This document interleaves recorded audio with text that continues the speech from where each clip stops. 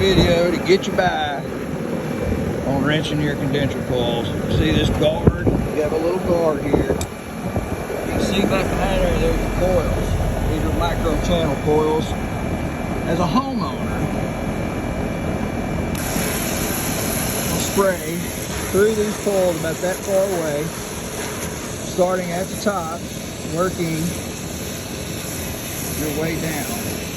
And if you look through, see the water coming through? See how it's dirty?